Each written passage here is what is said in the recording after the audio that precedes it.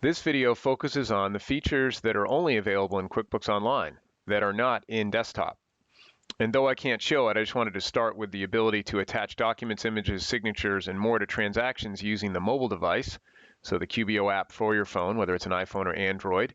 And the actual image is attached when you save the expense. I can do invoices, sales receipts, and estimates on the mobile app. I can track my customers and vendors, even add new ones. I can track my products and services. And when you add the items, though, they're only going to be single-sided, but still, I suggest just adding them in QBO, not the mobile app. I can even see my chart of accounts when I create an expense. There's a P&L, a balance sheet, and kind of a chart and graph. And I can do the bank feeds all in the mobile app. In QuickBooks Online, Essentials and Plus, I can automatically send invoices and sales receipts, transactions, just by checking the box. And I can include any unbilled charges, time, expense, material that are tagged to a customer, or a delayed charge form, which is also not in the desktop. It's a non-posting kind of invoice, if you will. And the recurring invoice will pick that up automatically for me. Now, you have to be in QBO Plus if you want to pass through time, material, and expense to a customer. QuickBooks Online offers a true audit log report where I can see when users logged in and logged out and also what they did while they were logged in. Do you want to call your customers something other than customers? Have at it with QuickBooks Online.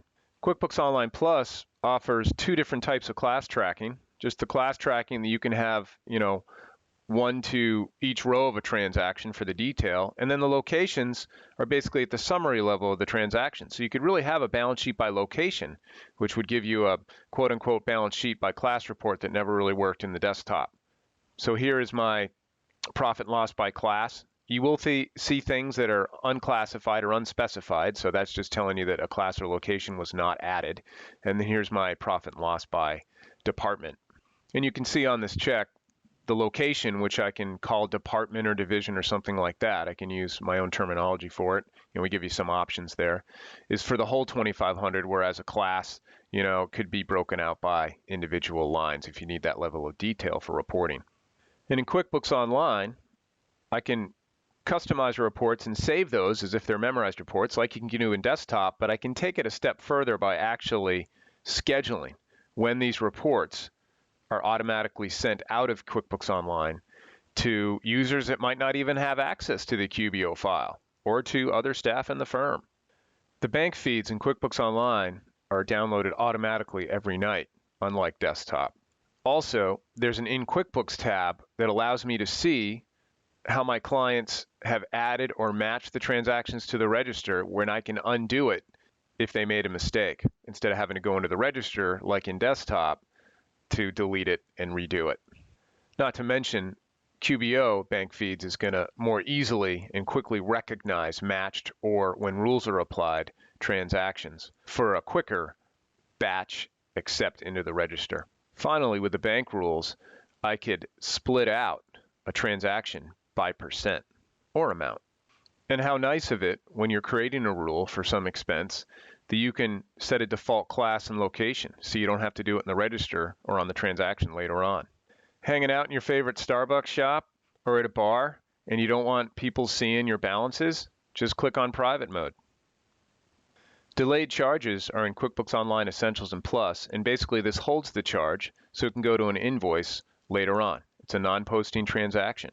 At any time, you can go to the invoice for your customer and add the delayed charge. And of course, if we go back to the recurring transactions we started with, there's the ability to automatically create invoices against any charges for your customer. QuickBooks Online Plus gives me unlimited report-only or time-tracking-only users.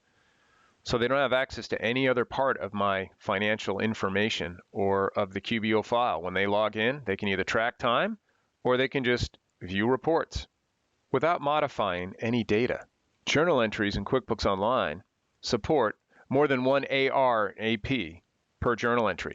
Clients want to write a check to pay off a bill that they've already entered and therefore possibly duplicate the expense. QBO will remind them that they actually have bills, and when they add them, it'll change the check to a bill payment check, which will take care of the accounts payable. The previous button on transactions in desktop never really works. The recent transaction icon on any transaction absolutely does, and we'll show you the last 10 transactions for this particular type, or you can click more to go to a transaction list report.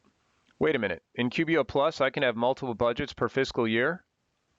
Dude, the reconciliation feature in QuickBooks Online has a reconciliation history and report grid, so I can quickly see when changes were made and even drill down on them, and when the client forced the adjustment when they were doing the reconcile.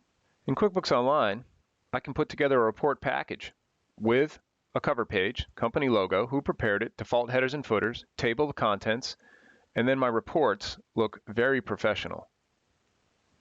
And I can have post notes as well, and even do an appendix with sub-accounts broken out. Finally, with QuickBooks Online, I can connect seamlessly to many third-party apps that'll just expand the functionality of QuickBooks Online